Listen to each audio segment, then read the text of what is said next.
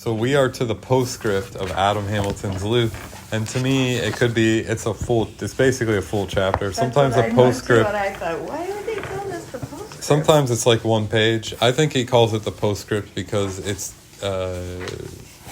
not really what the theme of the book is. Jesus' work with the poor and the criminals and I think this one it touches on it but kind of moves away from it. So he didn't want to not have a resurrection story. I'm gonna really try to let you all tell me what you think is good about this. He starts this postscript by talking about how difficult belief in the resurrection is. I don't think it's that hard to be asked to believe that Jesus died. I think that's a pretty easy.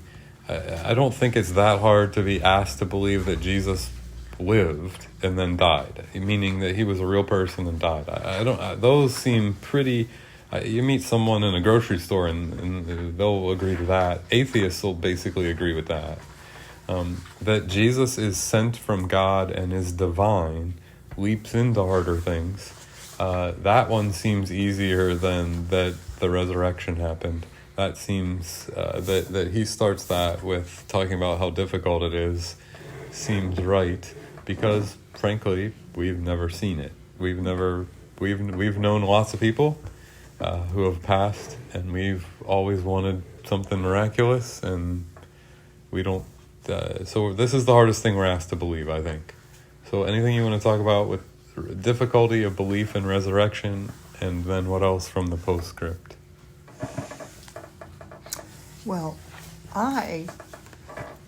going to Adam Hamilton, so when people start talking about, if there is a God, and, then why does he let all this stuff happen? And like inside of me, I kind of know what I want to say, but I really think he did a very good job in his explanation on that on 142.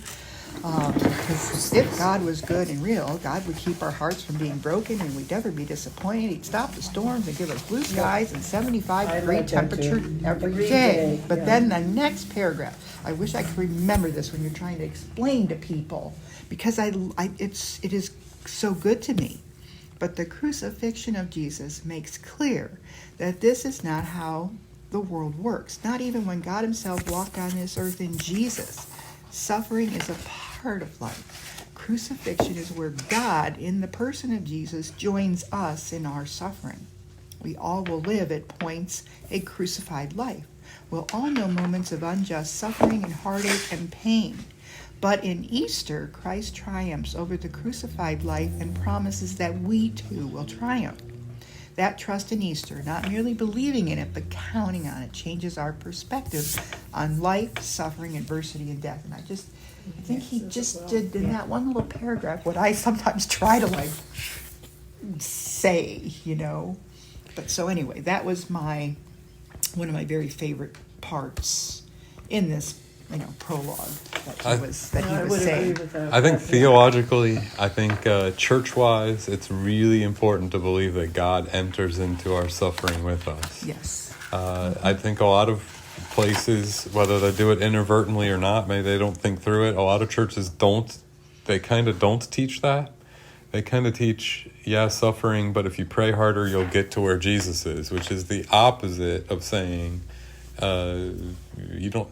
I'm not saying don't pray, but saying you have to pray hard enough to elevate yourself to get where he is so he can speak to you is totally different than saying if you're going through something, whatever you're thinking or talking about is the prayer and he hears it. Is a different. I think all that's powerful. I think it's really important to know that does not explain why suffering exists. That explains who God is in it. But it does not explain why God allows it. Do you understand what I mean by that? Right. Does God allow the suffering, or does suffering happen because of the way the world is? Is God powerful enough to stop it? I mean, there's points in or is God allows it. Does his power come from being with you as you walk through it? There's a lot of power in that. I like. And the fact that, he in Jesus did that too. I mean, that was kind of, Yeah. We're skirting the real thing because we all love to skirt this one. The reason why suffering exists is because we don't make good choices. A lot of suffering exists because of that. A lot of people. but it's the humanness. So the reason we don't, especially as Americans and especially Westerners, Western world people, and especially as people with our own, basic stability, we don't like to think that the reason why so many things happen that we don't like. We talked earlier about people making bad choices in the supermarket because they've learned a lot of bad habits. The reason we're all part of a culture that causes some people to be in a vulnerable spot and make those choices. We're part of, it's human sinfulness, and God certainly allows us our own. And then, the other part of suffering that people will say, well, that doesn't account for things like natural disasters, or sometimes our choices do contribute to natural disasters. And then the thing that I wrestle with, and I'm not sure how I believe this one, I've been wrestling with this one a lot for a year or two. I heard this somewhere, and now I think about it a lot. I don't remember where I heard it, a book or a movie or something. If the Earth was 100 miles closer to the sun, life might have never started. The teetering edge that we live on, we don't like to think about it. Something like where I heard this first. I remember where I first started thinking about this. There was a reel that said only. It said something like only God would give us something like the sun that we all need, but that gives you cancer and kills you. And that's how on the edge things are.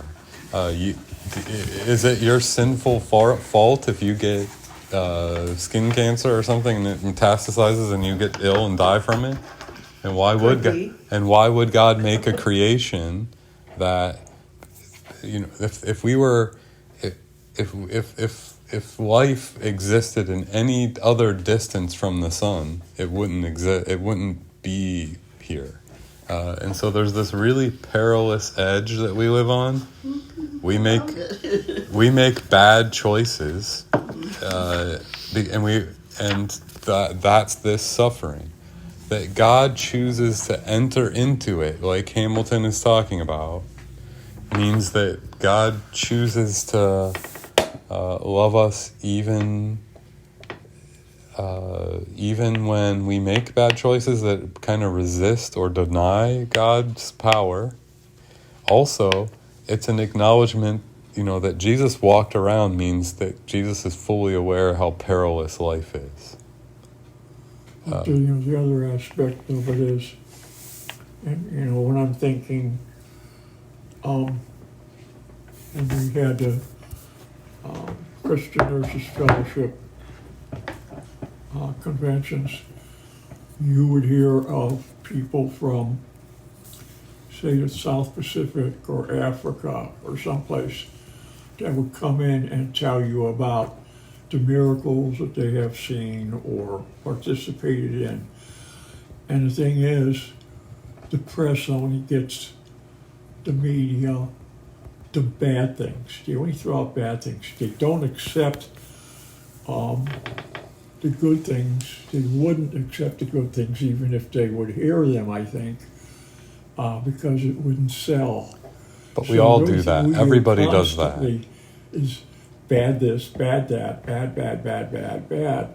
But there are good things that God is doing for people that we just don't hear about here, particularly in our country. That's that pornography of pessimism that I've been talking about. And so what we love to complain when the bad, scary thing happens, but we don't like to think about the gratitude of the 50 years the person lived or did things, but we live right in the moment. When a bad thing happens, that trumps all the other stuff. the perilousness of where we live is meant to make us more faithful, but we've teetered over into thinking that we can just take care of ourselves and everything should be good, and if I work hard enough I should have a good job and I should be happy and and we're so dominated by that we forget how in the Bible the people Jesus is going up to in Luke know how perilous life is. When we talk about prayer requests and people who go in the grocery store and don't necessarily know how to or to make better, they know how perilous life is. They're so stressed out about it, they continue to make the bad choices. We tend to forget that. If I just exercise or if I just do physical therapy, I'll be happy. But it's, you know what? I'll be more mobile. There is no return. that part. There is no return to what people's hands used to be, or right. Right, absolutely. And how perilous our lives are is meant to make us more faithful. That God enters into it when God doesn't have to is a really loving thing to do. On the other hand, we've flipped this into being kind of negative about, well, the bad thing. There's all sorts of things that blow my mind, though, that's become challenging in this talk. I have a family member who had a small baby who they laid the baby in the crib, went out, came back in, the baby's gone. To talk about how perilous life is and why these things happen to people, we just had a funeral for a baby that lived about an hour, very short amount of time. I just heard this week a member here was talking about a sibling who lives further away. Sibling got in the car, was driving wherever, an errand or whatever, blacked out while driving, car hits another car, they killed the person. They're fine, but the car that they hit killed them. I'm not here to be like, let's be scared, but our lives teeter right on the edge. The sun that we love vitamin D from can mess your body up too. The whole, you don't want to sit too much, but you don't want to work too hard. You kind of want to know the right amount of when to press your body or when not, and how you can't do it perfectly. That God enters into that we don't have to pray harder to become some superhuman that gets out of the perilousness, that we live in it and that God comes to us. Somehow, how to talk about that quickly in a grocery store when people ask you what you believe is hard. I think that's why we're called to be in relationship with people. I don't think these are conversations you have one time. We talked earlier about Rahab's and the people who are vulnerable and Rahab's begins to care for. I don't think that is you were here for 5 minutes, we fixed it, you're safe, and now it's done. I think there relationships and ongoing conversations are the part of the way the world works. Paul talks about this when I planted a seed and Apollos watered, and or however that goes. And God gave the increase. Yeah, and so he just, but part of this is remembering how perilous life is. Part of it's remembering how great it is that we've been given, that we have it. Yes, it's perilous, but we have it. We have lots of things to be appreciative of. Yes, our family comes and bakes with us, and when you turn around, they put the wrong ingredient in double portion. But that they came, that there's a place to bake, that there's a time to bake, that there's the sort of, hopefully, sort of tongue-in-cheek laugh about how it went. There's a lot to appreciate, too.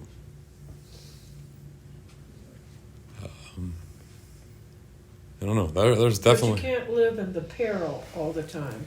You have to accept it as time goes on. Mm-hmm.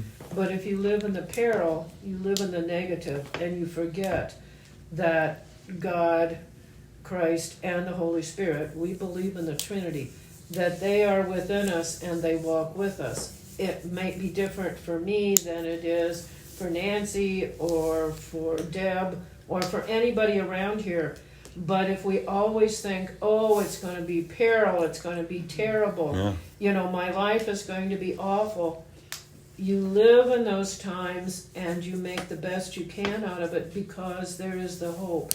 There is the resurrection. We are resurrection people. We are Easter people. And it's hard for people who don't believe in that resurrection. Right. That it's this perilous, and you woke up this morning with a clear whisper, hopefully clear whisper, that God made you who you are and that gave you that day, should be enough to make you pretty certain how it works.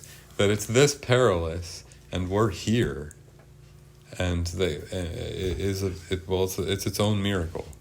We've become less impressed by, and this is what Ted was talking about, we've become less impressed with the pretty simple miracles of what it is we have. It's easy for me to complain about family member A, B, or C over here, but that we have families, that we have this stuff that we take a lot of it for granted. We focus on the pornography of pessimism. That's what sells. And so you're talking about being resurrection people. Resurrection people say life is perilous. What a joy! What a joy! No, resurrection people have tasted the death. Don't forget that. Yeah. Now I'm not. So you're resurrection people say life is perilous. It's a real miracle that I have it, that I've been given it. So you don't forget that it's perilous. I just read, because I was trying to get ready for Easter itself, a book that was about preaching. It's called The Invasion of the Dead, preaching the resurrection, and it's very clear about you die. It's death, and then that it's a real coming to grips with how perilous. But then once you've come to grips with it, you start to see how beautiful that it's this perilous and you have it is quite a gift. I think you don't want to focus on the pessimism, which is what you're talking about, but you don't want to forget that you've been through that to know what a miracle it is you wake up in the morning. To know it's perilous and to know you woke up means it's a miracle you woke up. You know what I mean? I'm not trying to say... I agree with that, but we're not. We have to live in this world. Yeah. But we don't have to live of it. We can rise above a lot of that, and some of it we can't. It's not going to happen as other people make decisions, or we make decisions that are there. But still, there is always hope. I think we better, and this is an obligation. Like, this is the law. I mean, and I say we, like, it's not just, I think it's me, it's all, I think we better get way better at resurrection. God does stuff, hopefulness. The pessimism is bad, the negativity is bad. I think the law for us is that we should get way better at being hopeful instead of being negative. Well, there's the one line that I liked, and it's actually something that Frederick Buechner said. Resurrection means the worst thing is never the last thing. Mm-hmm. But what I'm trying to say is you have to have them. No, it's not. It's not. It's positive. I think that's very positive. But I'm saying that's sort of like the rejoinder I'm giving. You can't be pessimist, like, hey, life's perilous, I'm dead anyway. That's sort of this nihilism, but you can't forget that the cross, that includes both things. Mm-hmm. It does. Oh, sure. The way to know that God's giving you something today is remembering that it's perilous without it. And with if you forget the perilousness thing, you forget what God's giving you. If you focus on the perilousness thing, you're just like everybody else. We're just negative and cynical, and so that Buechner quote, Frederick Buechner is a writes a lot. He's now, I think, passed. Yes, A huge writings. sort of icon of preaching and pastor, mostly preaching. A big preaching icon in the late 1900s, early 2000s. Well, it said he died at the age of 96. Wow. So he was writing the book, I think. Yeah, big and preaching icon. So was- preachers especially will He lift always his lived name in up. hope, obviously. His life, although he had to deal with the peril, You- had to deal with the stuff that weighs you down, the crucifixion part, but he always lived in hope. Now, Each of you all know of that a them, day 96. will come when, we all know that our lives have a term limit. We all know that getting to that term limit means hands, dentistry, knees, hips, backs, emotions, mental things that change. To get up in the face of that and say, I get to get up another, my hand is, or my hip, or my knee, or my back, but I ain't done yet. And that, that this is perilous because it could have been your heart that gave out overnight instead of your knee, and that's the way, there's a certain sort of God gave you this day. It becomes really new agey if you take it from it becomes really detached from God if you take it away from the tomb too. And so that Buechner quote has both. Resurrection means the worst thing is never the last thing. And so it's telling you that there is a worse thing. My father had COPD, and he died young. Mm-hmm. He died at 70. But every day that he woke up, the very first thing he said, "This is the day that the Lord has made. I will rejoice and be glad in it." Every day. I remember being with him sometimes when he was not well. That's what he would say. And I will share this with you, which was one of the joys of my father's death. That's a terrible thing to say. He also would always get up, take care of his basic needs, sit on the side of the bed, and read his Bible. My father died on Easter morning. And I remember he didn't come to church and he didn't call me. If he wasn't feeling well, he usually would call me, but he didn't. And when I found him, he was laying back on the bed. His Bible was open on his lap. And my father just went to the Lord. There was no struggle. There was no anything. It was just there. But I know that when he got up, he said, "This is the day that the Lord has made, and I will rejoice and be glad in it." That is an example that I have done my best to put into my life, as there have been days that I've gotten up and thought, "Oh Lord, what do I have to do today?" Stop. This is the day that you have made. And so I think that's what hope and living in peril is all about.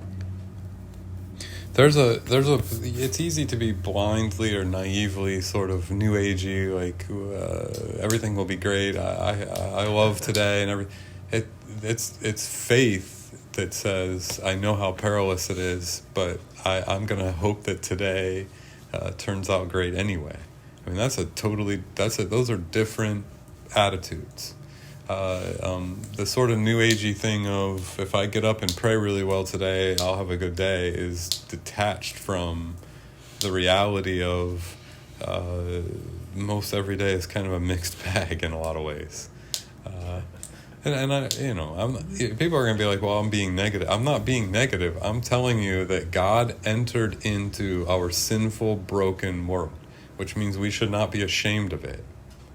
What we do a lot of the time is one or the other. Like, we're pessimist and we're stuck, or we're really good and but we forget the both at once.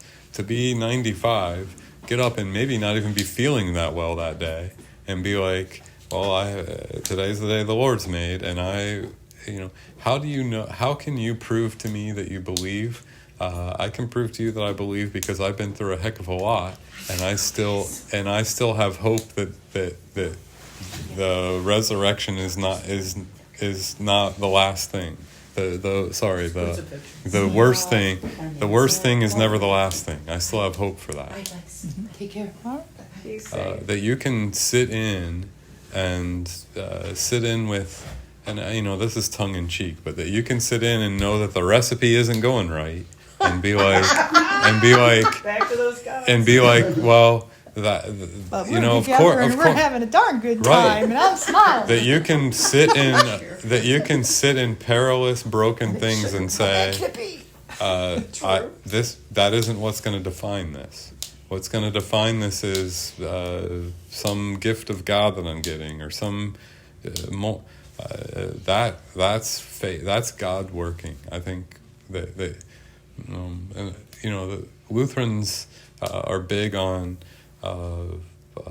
There's a pitfall on either side of us. It's possible to be too negative, too pessimistic, too tomb.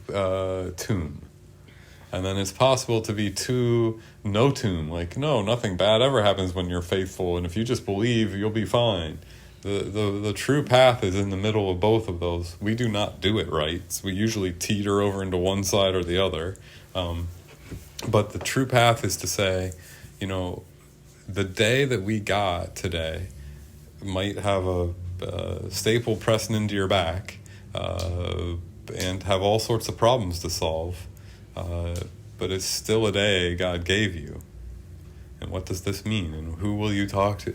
And even if you're talking about a negative or a positive thing, when you're talking about people whose job transition, how we interact with that can proclaim and say, boy, we've been through a lot, but God is great. I think it's harder to say when you don't have the job yet. I think Lutherans, Christians, the example of Jesus is embracing the tomb and clarity that that's not the whole story. Boy, that's the hard part. Clarity that that's not the whole story. Embracing it, not running from it, and then certainty that the bad stuff that we face is not that whole thing. Man, that's faith. I mean, that really is it. I like the last sentence on page 141. Our disappointment with God often comes from our expectations of how God works in the world. Yeah, so I'll quickly use this as a tease. The theme of this Sunday's sermon is this isn't the way I'm going to say it, but do we really want to meet God? Because to meet God means some of the things we want die for it to be what God wants. And that's hard. And so that's what that quote basically to me says the same thing. Like, we want God to do, we pray all the time, do this, do that. And then really what we want is what we want. And sometimes it's hard when God starts to say, well, this is the way it goes. It's not necessarily the thing we thought. And there's a little bit of a death of our wants and our, Wants and needs get all. our wants are frankly to get up every day, have the day to be a great day, have there be no physical, emotional stress, pain. We want that every day, and that's not what we're gonna get. So I think this Hamilton Luke book is good. I thought it was fun. I thought it was attached to the book of Luke, a lot of what we had already talked about, but great stories, thoughtful stuff.